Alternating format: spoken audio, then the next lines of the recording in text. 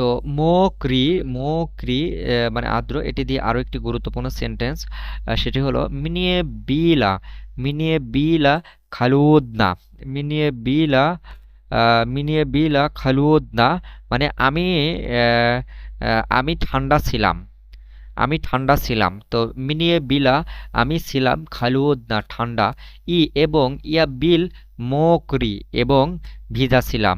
ঠিক আছে, তো আমি ঠান্ডা এবং আমি ঠান্ডা এবং ভিজা ছিলাম। ঠিক আছে, এটা এভাবে হবে, মিনিয়ে বিলা খালুদ না আমি ঠান্ডা, ই ইয়া বিল মোকরি এবং ভিজা ছিলাম। তো এখানে আমি ঠান্ডা এবং আর্দ্র ছিলাম, এটা তো এভাবে বলা যায় না। তো ভাষার একটা মাধুর্য আছে, ভাষা শোনার একটা মাধুর্যতা আছে। তো আপনি ভাষাটাকে যত সুন্দরভাবে বলতে পারেন আপনার জন্য ততই ভালো, এটা একটা স্মার্টনেস। তো মিনিয়ে বিলা খালুদনা আমি ঠান্ডা ছিলাম, এবং ইয়া বিল মোকরি এবং ভিজা ছিলাম। তো আমি ঠান্ডা এবং দুটাকে যদি একসাথে করে বলি তাহলে এভাবে বলতে হবে যে আমি ঠান্ডা এবং ভিজা ছিলাম।